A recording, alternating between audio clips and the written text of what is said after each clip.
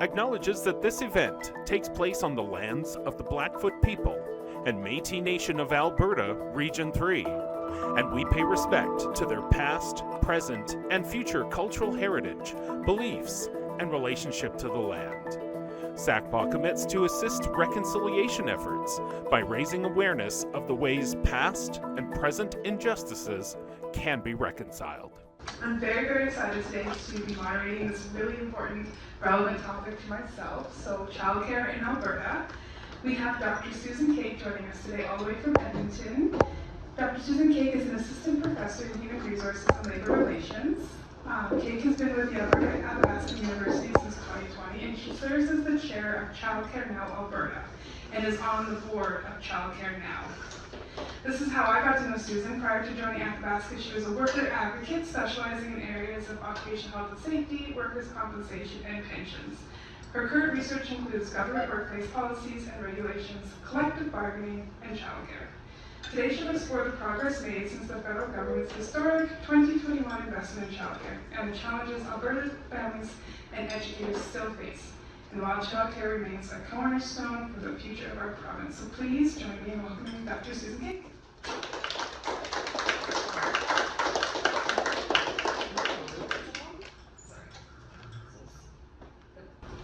The fortunate and unfortunate part of being short is you always have to lower the mic. Sometimes they give me a stool. But, okay, thank you for not doing that. So thank you so much for being here. Let's talk about childcare. I'm going to try to keep this fairly high level, but then unfortunately there's some details that I really want to cover for you, and so I might get into some of the details, but I'll summarize it at the end and say these are the important parts that you should walk away with. Okay, so this is what we're going to go over. We're going to go over what the situation was before we did the federal deal. We'll talk about the federal deal, what Alberta actually signed. Then we're going to talk about some of the progress that's been made, some of the outstanding issues, and then kind of looking forward where we're going to go from here. So before the deal, I think it's really important that we know where we started from, because it's going to be hard to evaluate any program if we actually don't know what it was before. So Alberta had very high levels of cost when it comes to childcare. I just pulled the Lethbridge numbers. So before we signed the $10 a day deal, parents were paying $865 to $900 for toddler-based care per child per month in the city. So that's how much it was costing parents every month, yearly. We're talking about large amounts of money. I see some surprised faces. Is this number shocking? Yeah, okay. So this is licensed regulated care, because that's what we're going to talk about, is just the licensed regulated. It tends to be more expensive than unlicensed care, but that's what the rates were sitting at for Lethbridge. When it comes to spaces, I don't have the ones exactly for Lethbridge, and there's some numbers on here if you wanted to see them, but the general thing that you should get from it, in all of Alberta, we had enough childcare spaces for children that are 0 to 5 for 3 out of 10 children. So we had 33% coverage. So if we had 10 families wanting spaces, 3 of them would get it, and the rest we just did not have spaces for. When it comes to after school care, so that tends to be children 6 to 12, we had 10% coverage. That means out of 10 children, 1 spot is what is available in the entire province for them. So we did not have good coverage, and this is one of the reasons why pricing could be so high. Because if you have 10 families fighting for 3 spaces, you can charge more for them because families are willing to pay for it. And then we have workforce capacity issues, because obviously you can't mix spaces if you don't have people to work in them. And so we had about 18,000 ECEs, that's what we call early childhood educators. So this is what we had before the deal.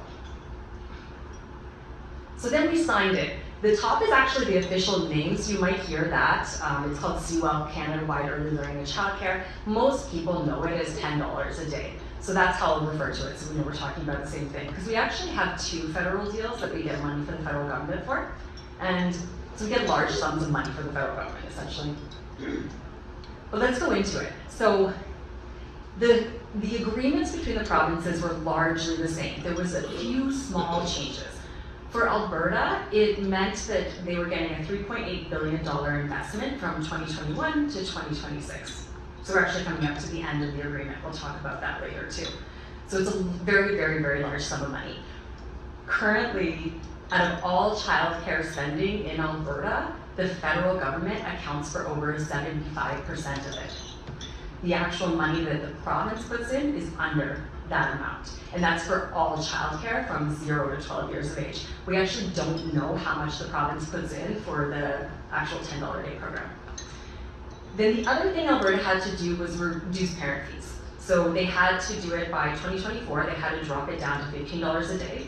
And then by 2026, in March, they have to drop it down to an average of $10 a day for parents.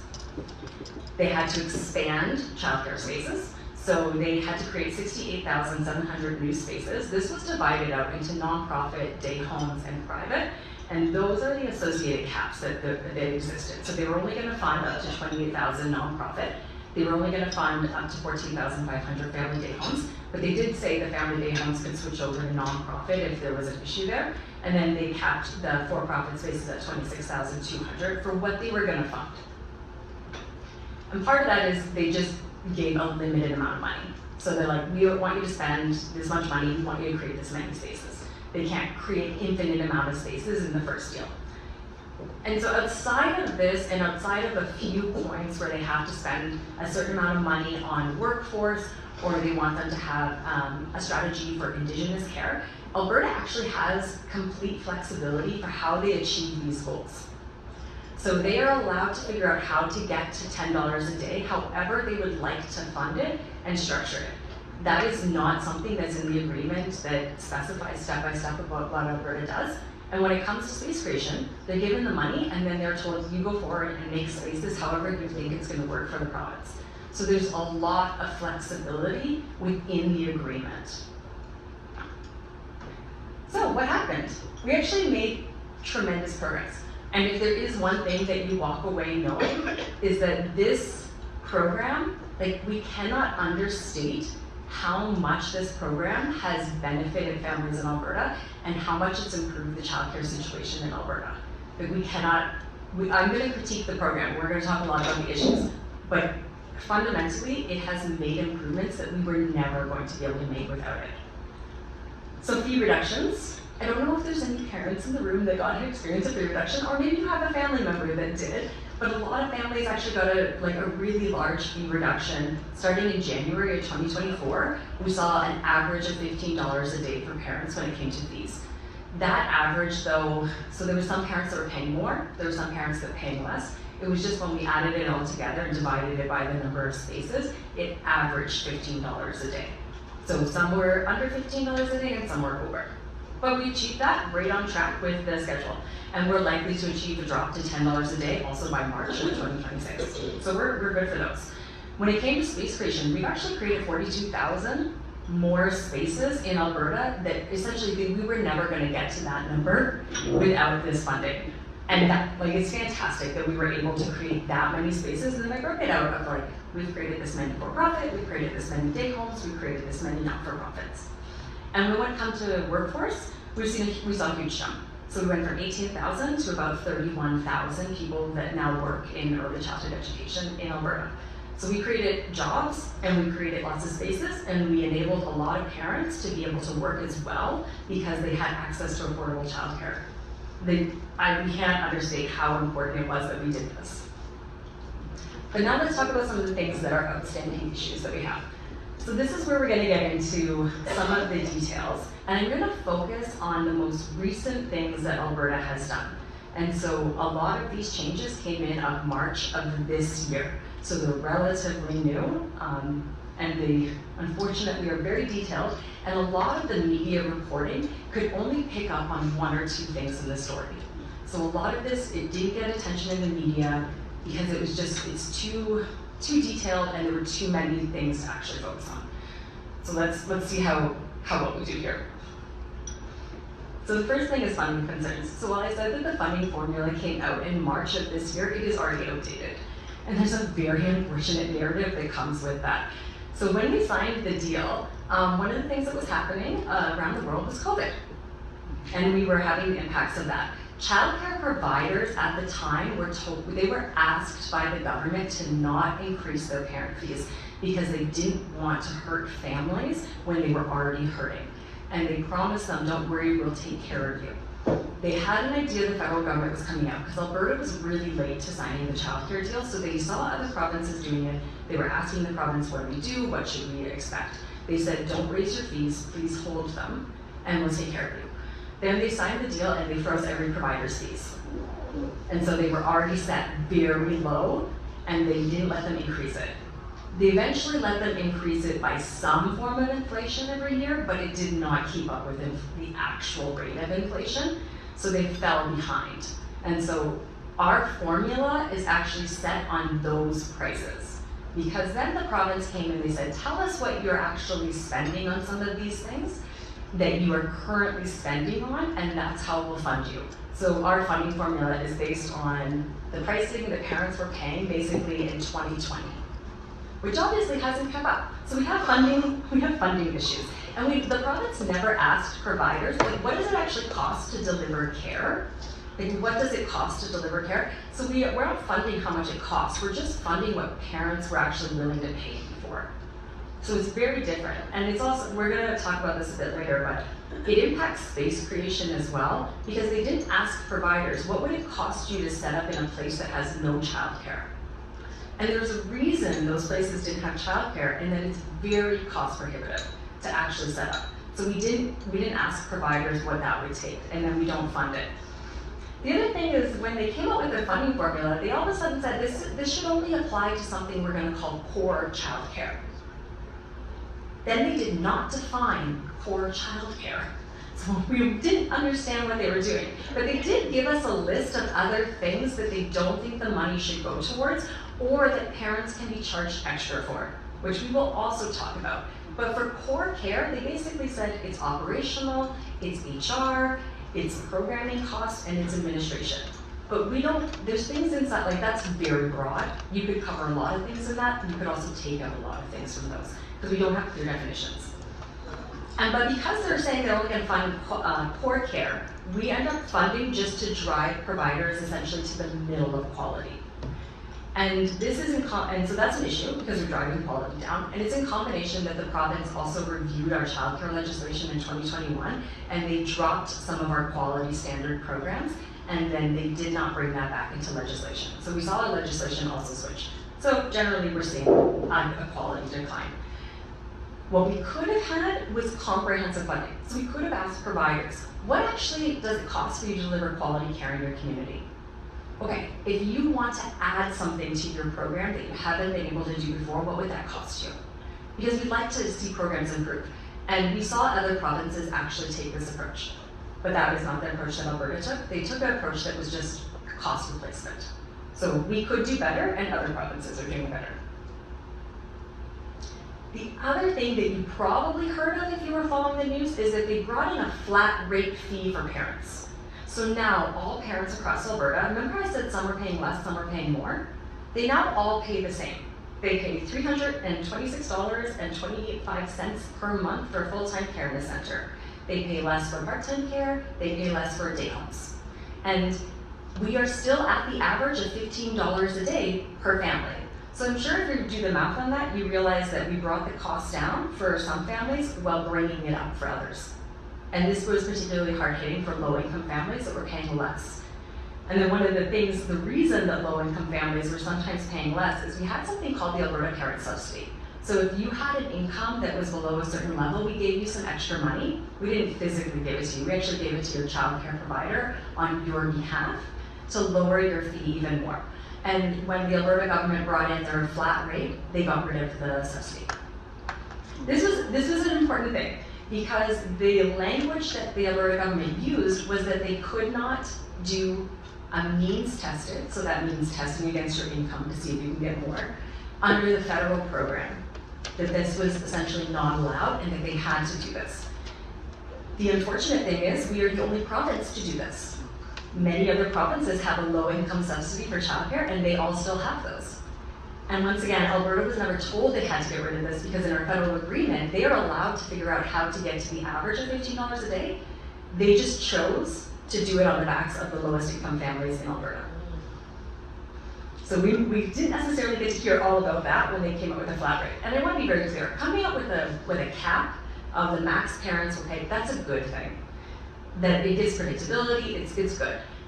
We can scale it down for lower income families though. It's 100% doable, and we could achieve this, and this is what other provinces and territories have done under their federal deal. So while the federal government promotes universality and that they want everyone to have access to childcare, they don't actually mandate that we can't help other families. And even in the agreement, it specifically says that we can have funding going towards lower income families, racialized families, Indigenous families that might need extra support versus other ones. So we're allowed to do that. We've just chosen not to. And I'm talking about this a lot because it's going to become important when we get to the end of the presentation. Another thing that they brought in under the flat rate is additional fees that are not included when we calculate the cost of care for families. We are the only province to do this as well. So we're really leading in certain ways. So we will likely have $10 a day asterisks plus fees, essentially, to get the same level of care that families were getting before. So they're called supplemental fees. These are supposed to be things that are not core childcare, which again is not clearly defined for us. And they are largely unregulated. So they have to be optional. That's one of the things. So a family that says, I don't want to pay it, their child will not receive that service and care, and they're not supposed to be penalized for that. However, when the government talks about these supplemental fees, they are just saying that this can be used for profit. So if you are a for-profit business, your ability to make profit has been limited because you can only charge families $326, and the government gives you a set amount. That's going to cap your profit unless you can find a way to drive down your costs, which largely is wages or program costs for children. So they basically said this is another way you can improve, that you can create profit. You can charge whatever parents are willing to pay. We're not good, so we have, food is one of the things you can charge for now. We have some centers charging $30 a month for food, some charging $150 a month for food. Because there's no regulation on what they said, it's just if the parent's willing to do it. Also, we create a lot of spaces, but we don't have enough spaces for every family.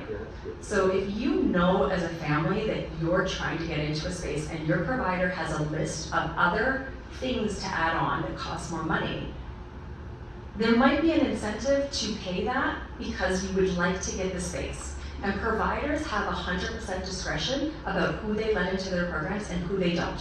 Who they kick out from their programs as well. No reason has to be given. Providers are allowed to set whatever requirements they have to get into their programs.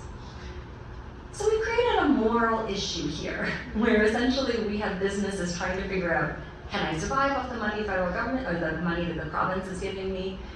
Or can I increase my profit in some way by only catering to higher income families, and I'm unlikely to ever get caught for it?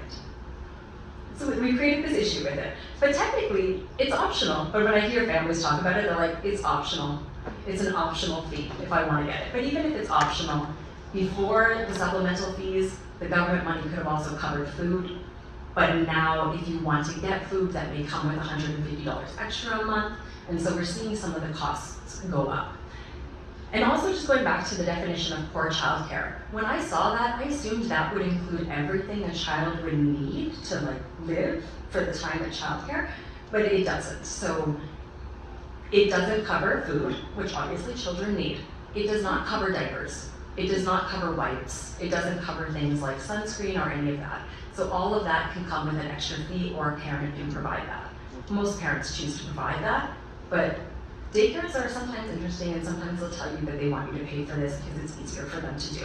And also a lot of parents, they really like their childcare, they trust them with their kids. So they want to make sure that they're going to stay afloat and that they're supported in the work that they're doing. So we also put parents in this really awful situation where you have somebody saying, I need this to run. Do you want to opt in or opt out of it? And a lot of families, if they can, they're going to opt into it. And then we don't really have a regulation to support actually implementing this. So parents, if they think they've been denied care because they didn't want to pay a fee, they can let the government know, and the government will go in to investigate. But really, some wait lists are just on napkins in somebody's office, so it's hard to pin that down. How am I doing for time? Oh, sorry, I just want to check. So yeah, that's where we are for fees. Space creation, So we created 61% of the targeted spaces that we have. This leads us to create 26,000 more spaces by March of next year. It's going to be tight. So I don't know if we're necessarily going to get to the space creation numbers, but even if we get to them, we are not going to have adequate coverage for families who want to have childcare. Some of federal agreements, they said that we want you to get to an average of 5.9 children accessing childcare for every 10, so about 60% coverage. We won't even hit 50 with these numbers, so we will still need a lot more childcare spaces. I pulled the Lethbridge numbers. Apparently, before this, in the middle of this program, Lethbridge as as a town had coverage for 37% of the children. That varied a lot depending on where you were in town. But these surrounding communities, they tended to have 2% coverage. And we know that people that live outside the community come in for services as well. So even the 37% coverage doesn't mean that that all went to children that actually live in Lethbridge. So we have a lot. We could do a systems approach too. Really, we rely on private operators to go to the government and say, I'd like some money, can you give me some money for this? But that's a lot. We could run it more like how we do schools. We know the population of children across Alberta. We could say, yeah, this community has this many kids. We can create a childcare center there for them. We could even run it out of schools, which is very convenient if you have multiple children and you don't want to drop them off in different places. So we could plan this a lot better and then fund the actual cost. That's not what we're doing. We're having communities come to the government and say, we have a fully laid out proposal for childcare, we have a structure that we're going to do, we have a renovation plan, we have an operator, and then they have to compete with everybody else to do it. So we're not targeting funds necessarily where it is the most needed and the most viable. It's part of the application process, so it's kind of relevant, but we're not getting there. Also, I don't know if you noticed in the numbers before, but the not-for-profit is not expanding as quickly as for-profit providers. And so there's a lot more work that needs to be done, and if somebody's interested in why that happens, we can do that for question period afterwards. Workforce challenges, so we don't have enough staff. I think that's universal across a lot of our social services, we don't have enough staff. We, as a province, have decided to take a different route for how we are recruiting and incentivizing ECEs. Other provinces have a wage grid, so you can see how much your income is going to increase over the years. We don't have that. We don't have any planned increases for ECE wages, so it's really hard to get people to come in and then stay in, because sometimes their wage will be stagnant for an entire decade. They will never see an increase. We have not invested in any benefit packages or retirement security. Other provinces have. They brought in pension plans. They brought in health and dental for these workers. We've chosen not to do that with our money. We also have really low entry for getting into the field. So to become one of our level ones, which is the entry, you have to take a 54-hour online course. You never have to interact with a child. No one even confirms that you're the one to take the course because it's completely online. And I could have someone in my household take it for me and I could get the certificate. So we have a very low entry. And then we do not require any professional development. So as soon as you come out and you start to be an ECE, you can stay that way for 30 years and we never require you to update your education or your background or your skills. We also have no curriculum for childcare. So we only, again, other provinces, they have curriculum. Other provinces, they have professional certification. They have professional development requirements, and they have higher levels of education that you need to have to get. So we're really falling down on this. But we could do it better as other provinces are. So those are some of the issues. So looking forward, let's actually talk about what we're doing right now, because the agreement's coming up. It's going to end in March of next year. So what's going to happen? So this may look like a very odd slide to have looking forward, but I think it's important to note, and we'll do a comparison of this in the next slide. Alberta has become the center of a very vocal for-profit provider group. Basically, they're based in Alberta, and they have some representation in Ontario. And they have a very strong voice, and so these are the things that they are asking for. They are asking for the entire program to be means tested. That would mean that families that are very low income would get the help, would get more help, and then families that are higher income would not get anything. And they have a preference for the financial money to go directly to the family. It doesn't actually go directly to the family. The family gets a spot, and then the government sends it to the provider, and then the provider takes that off the family's bill. So it doesn't actually go to the families. There's a few things that come with that though. So that is how we used to do it in the past. And that's how we got to very high costs for parents and very low number of spaces. So I don't know if this approach is gonna get us to where we wanna go, considering it's what we used to do. But also, we don't require programs to show us how they spent the government money when we do it this way. Because we assume that the parents have checked out the program and they consider it to be high quality. And that's it. When we actually fund them directly, we get audited financial statements to ensure they're spending government money on the things that we want them to. So it avoids that. The other thing that they don't tell you about when they want needs testing is they don't want a fee cap from the government. So they want to be able to set their rate at whatever they want, whatever price. And then higher income families will pay that. Lower income families, it'll be lowered by the amount of the means tested program that the government brings in, which is what we had before. So that is the preference that they have. They also want to have for-profit providers get the same amount of money as non-profit providers. And largely that is the case for operating funds. We don't give different amounts of money for running a childcare that's for-profit or not-for-profit. The only thing that the federal government has carved out is they want more non-profit spaces. And so we can talk about that later. People are like, why that? Why not for-profits? And then for any workforce policies, their main advocacy point is we want you to check with us as employers first if that is practical and feasible for us to do. So that can create some conflict if there is like competing ideas on how to do that. So now that we know kind of what the for-profits are asking for, we can see what Alberta is asking the federal government for. So currently, Alberta is negotiating an updated deal with the federal government. Most other provinces already did this and signed it before the last federal election. The federal government went to the provinces and they said, we don't know what the outcome is going to be of the federal election. We will renew your agreement so that you have stable funding for the next 4 years after the election so that it can't be taken away if there is a change in government and they decide to do things differently. Every province except for Alberta and Saskatchewan signed. Ontario signed in principle and then said we want to negotiate a bit more on some of the finer details. And in Ontario, it makes sense because they have full-day kindergarten and they have full-day pre-kindergarten. So they already have universal childcare and early childhood education for 4 and 5-year-olds. We do not have that here. So we don't have like the leverage that Ontario might to negotiate a change. So they're in the middle of it. Alberta's asks have been to make the entire system means tested. So they would like to run a system where lower income families get money and then it likely goes to the provider and the higher income families don't.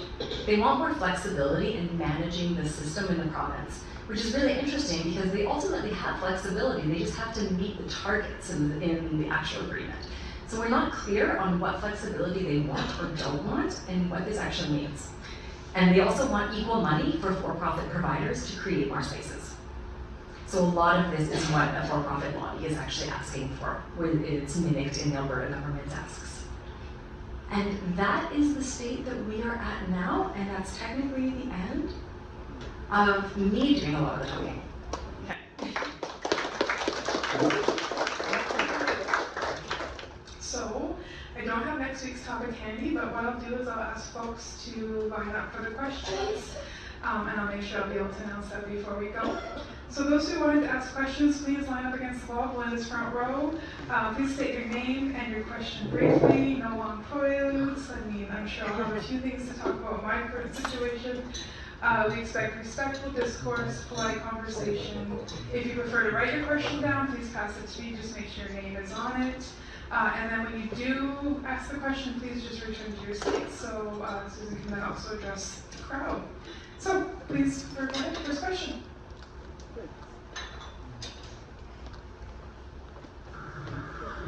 Well, Lady Carson, thank you for a very informative and succinct presentation. But there is one more order of government that is involved with this, and it is the municipal government. And in the last few years, I have never seen so many rezoning requests and requests around daycare as we have because of the growth. And so it does impact us as well. What are you seeing that cities can or should do better to support this program and support the families? That's okay. question. We actually run a Municipal Canada campaign as well, where childcare is also a municipal issue. So there's a few things. Alberta municipalities actually used to be the main childcare provider in Alberta back in like the 70s and 80s, before the federal government switched around how they were funding social services in the province, and then the province took it over. So Alberta municipalities, they used to arrange all the childcare, just like kind of the school board. So we could go, so we actually have, I think, 4 purely municipal childcare providers in the province. So that's just for the city, they run the childcare. There's some of them that run it just as a service that is completely a loss for them. There's some that run it at a net break even. So what comes in is what goes out and what gets spent. So that is always an option, and that counts as a nonprofit childcare as well. Otherwise, cities need to try to work with providers to create more spaces that make sense for the city.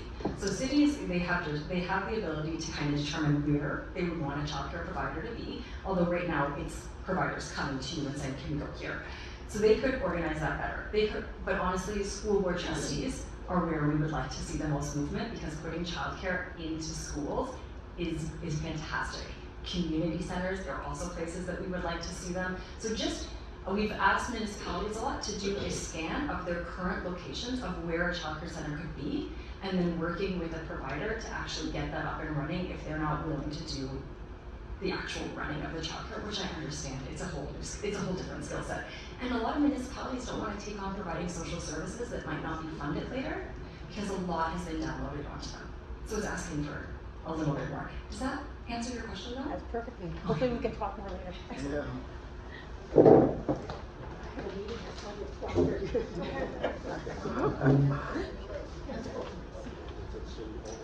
Hello, I am Katie Aurora, and I guess kind of following on with Belinda's question, it really seems like a really great way that we could expand childcare access would be to run this program really as just part of our school system, right? Like just, part of our public education system. And I also kind of got the impression from your presentation that there is maybe resistance to this idea for, to be blunt, ideological reasons. Could you maybe talk about, why would we not want to run this as a public program, just as part of our school system? What's really the argument against this?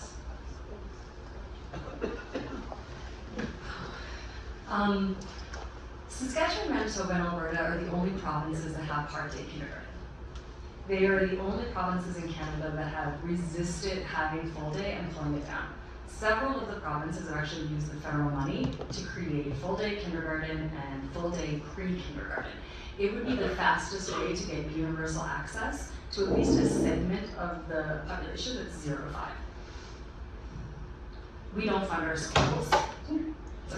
We don't actually fund our schools enough just to run with what they have currently. And so schools are very resistant to say, now you're going to have us take on more students and you're not funding us for that. Schools also don't have spaces. So a lot of school boards have kicked childcare out of their schools because they are running out of space.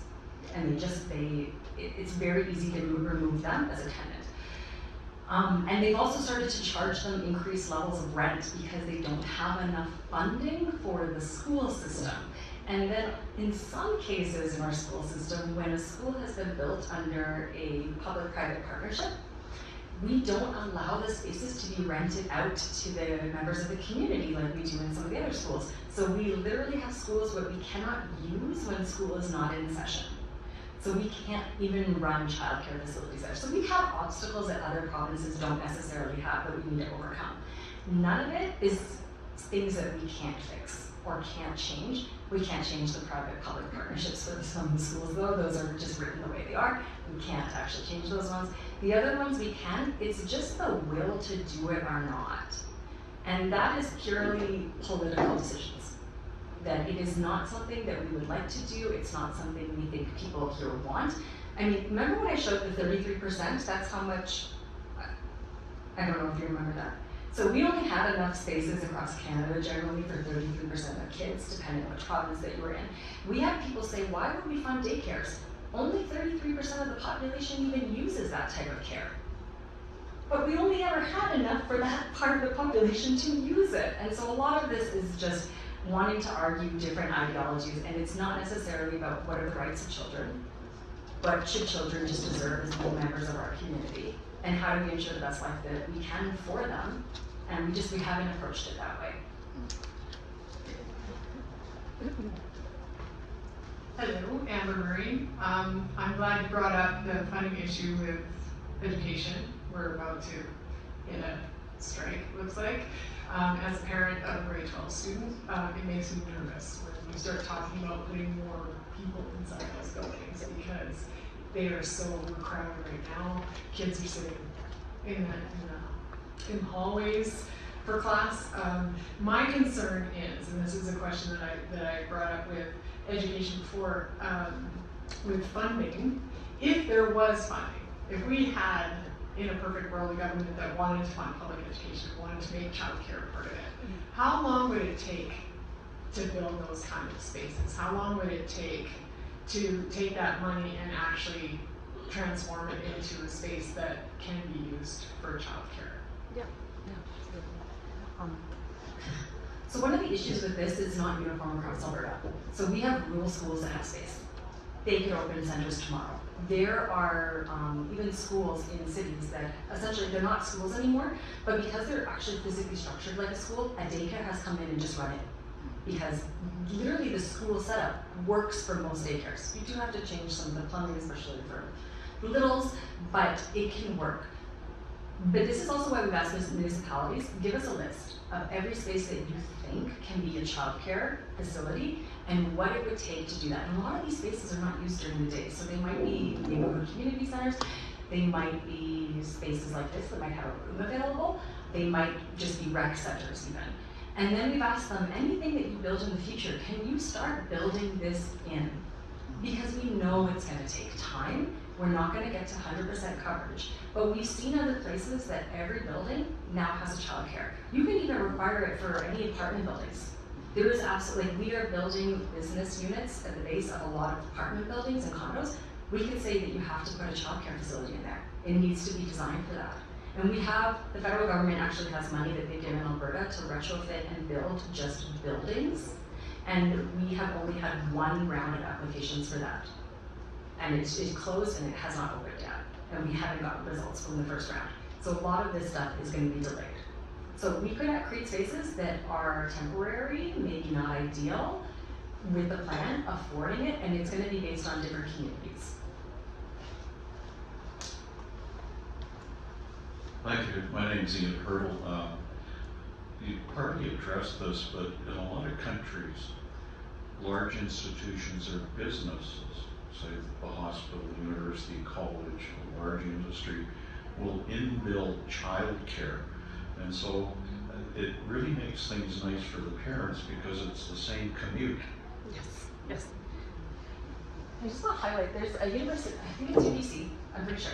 They have almost, I think, 7 to 11 childcare centers on the campus because every time they build a new building, they put a childcare facility in it. They do not have any issue filling any of those spaces because the demand is there. We're just choosing not to.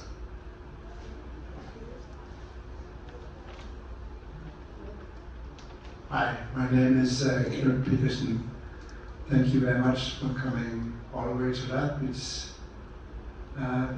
My question relates to non-profits versus profit.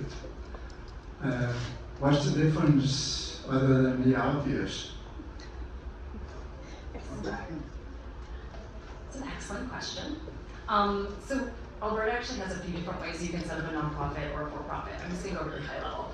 Nonprofit has a board that governs it, and they have rules that the board members and the person who's running it cannot personally profit off of anything that happens there. So if there is a surplus, if there's money left over, it must go back into the nonprofit. How that gets spent is, the board. In a for-profit, it is run by, maybe a corporation. So it's a group of managers, or maybe it's a single provider. If they have a surplus at the end, they can take that as profit for themselves. They can leave it into the program. It is completely up to them.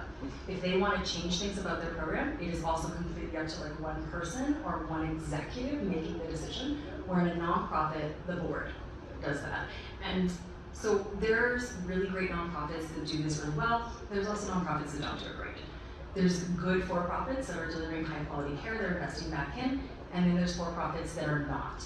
We just have more guardrails on nonprofits and how they can spend money and how they're not allowed to spend money, and then what they have to do with the leftover money.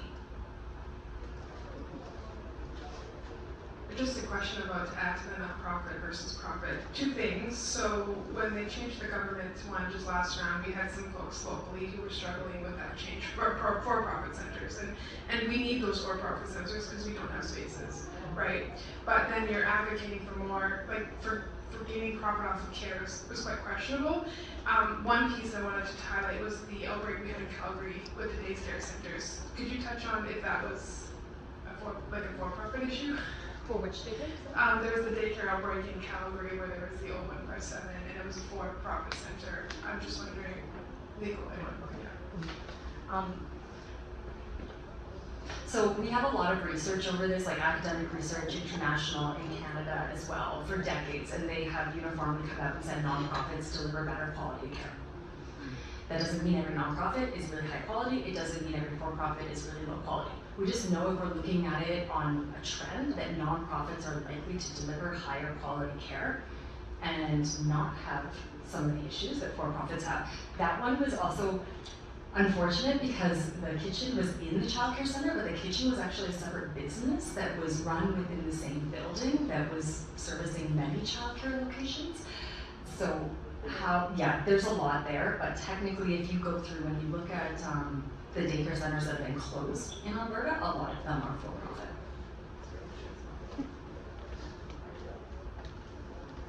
Hi, Susan. I'm Beth from Middle Athabasca.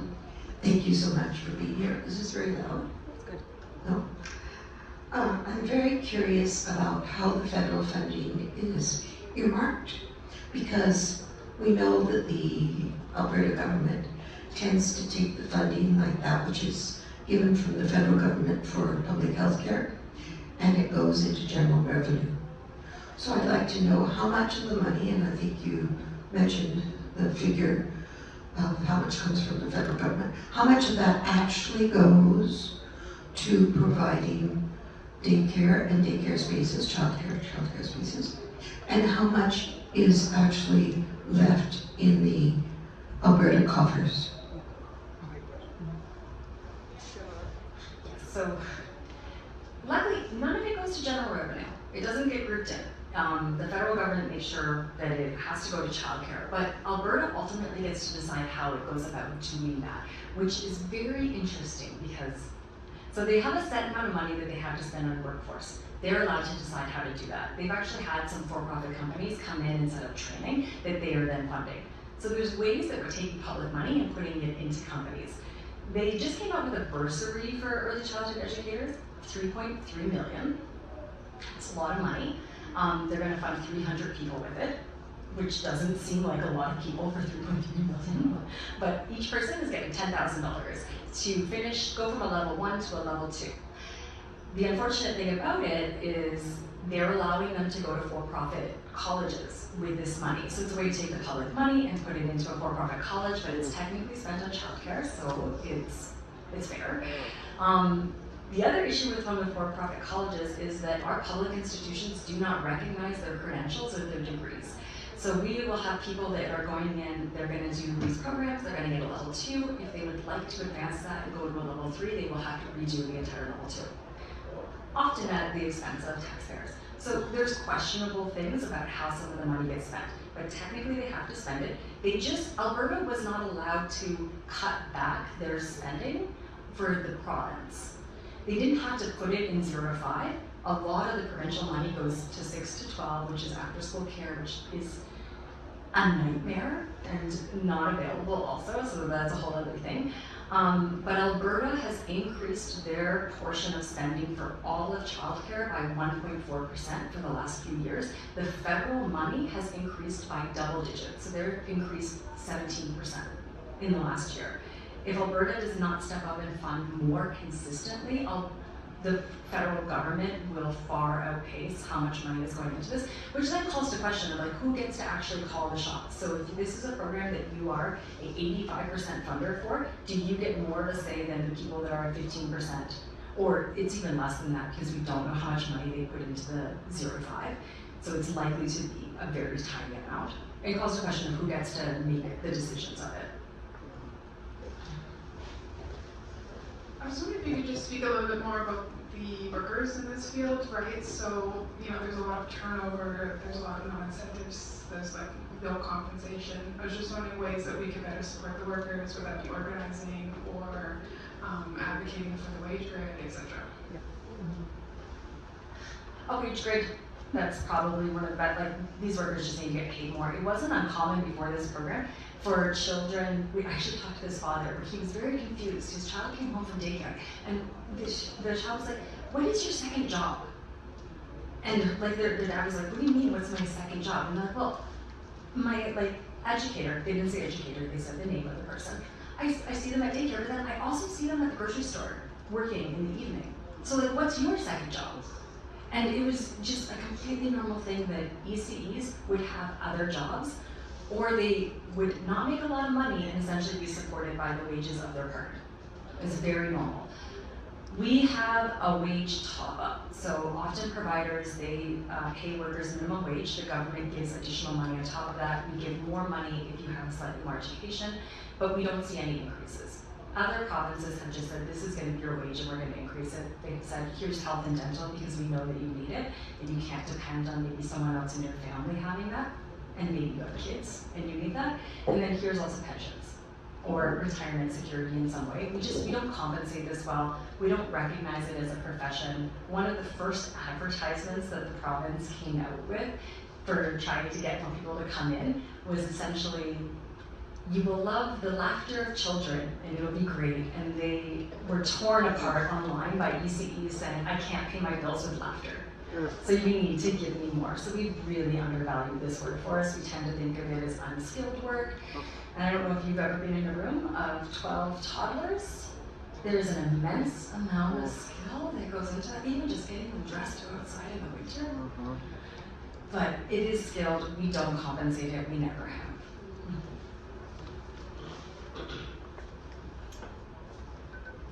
Hi, thanks for your talk. My name is David Benjamin. I have two grandkids that live in Quebec, and they've often said that the $7 a day daycare that they had was basically, it didn't cost anything because they had that many more people in the workforce and, the income tax and all that. I'm curious, how much has the $10 a day program increased demand for daycare? And have there been any studies about what it actually costs? I mean, my relatives in Japan, the kids start school at 3, and that's daycare. And plus with parental leave, they're pretty well covered right from the beginning. So when it comes to daycare spaces, we had a huge drop off during COVID because centers just closed, we didn't see any creation. When we chart out the creation of childcare, which very, very closely matches the utilization. So as soon as we make a childcare space, it pretty much gets used. We do not have a lot of spaces just sitting empty. So it shows like the demand, it goes up. If we chart it, we essentially correct it for COVID when it comes to childcare spaces, which is amazing because we would not have done that without this investment. We would have been way off and we would have been trying to build up. So when it comes to spaces, we've corrected for the trajectory that we're on and we've improved it more. Part of it is that we're not creating spaces fast enough across it. The other part of your question though, for the money, we do have some economic reports and they talk about the benefits that we are getting from this and that it is very good. It's very good. Even the benefits that we have research out of Quebec that says, yes, this basically paid for itself in multiple ways because I sometimes get, I'm sure you've heard this, don't have kids unless you can afford them. That general sense. no matter what, in the society we live, you're gonna pay for other people's kids, one way or another. The biggest impact is if we pay for them when they're little and we get them all the help and support that we can. That gives us the best payback for it. So when we talk about the investment, it's not just enabling people to work, but it's also helping with like the future. So some people, like parents, it helps with school readiness, it helps with diagnostics for kids that need extra support that we can then streamline into our education system. So we, just looking at the economic benefits of workers, we know that this program is really good. It tends to equal out, sometimes making more, sometimes making slightly less, but that's a public service, so that's not necessarily a bad thing, depending on the economic report. We know long term that this helps us in a number of ways. So that's, I think I got most of that question. Okay.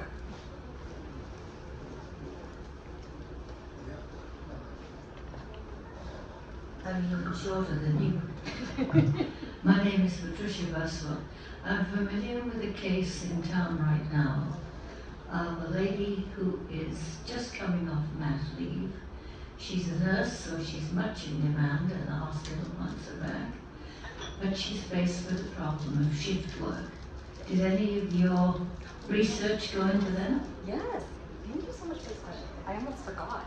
Okay, so this is a problem across Alberta. I was just talking to a nurse this week who took her child with her to the emergency room because she had to work.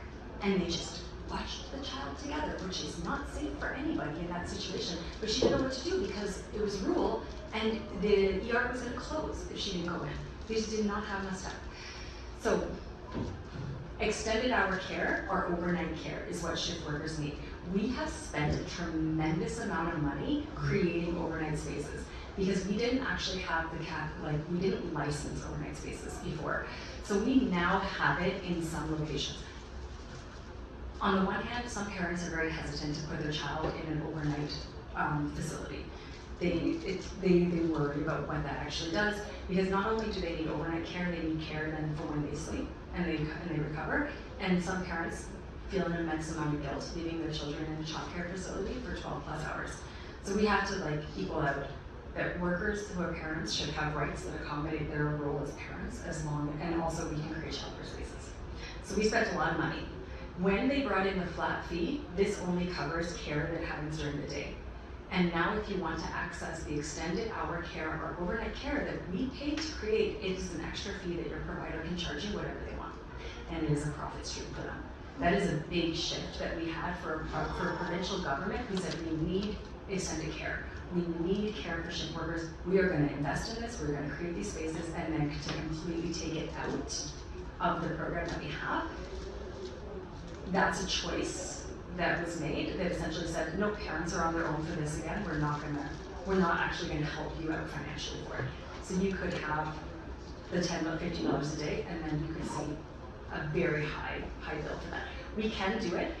Even Ontario, they created a program. So I realize I know it's cutting out time. They actually created a program that is on-demand urgent care. They did it very fast. So if you are a single parent and you end up going to the hospital, they actually have some place that they can put your kids. Wow. They did it through family day homes. Yep, and it's just overnight care. They will help get your child to a school or wherever they need to go during the day. But they said this is actually an issue and we can fix it. So family day homes are ones that we would like to see get picked up for overnight care. But we also actually need to fund it, and we have made the choice as of April 1st of this year to no longer do that.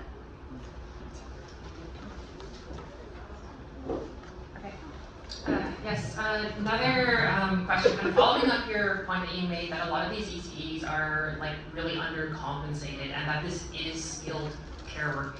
Just those statements alone makes me strongly suspect that the majority of ECEs are probably women and that there is probably a gender component to this entire issue. I'm wondering if you could maybe confirm my suspicion and expand on that? Yeah. Yes, and this goes across work that women do that gets defined as a care work, is that you're born with that skill, so you didn't have to learn it, it didn't take a lot of work for you to get to, so we don't actually need to compensate you well for it, and a lot of women's work was traditionally set up that this was just spare money for you, we didn't actually need to pay you to live because you have a partner, and they're going to pay you. like not pay, they're gonna like pay for the things that enable you to live. And those kind of things have they've gone into that. And even that's one of the reasons that some politicians in the past have said not wanted to invest in childcare is because they just said that's what mothers should be doing.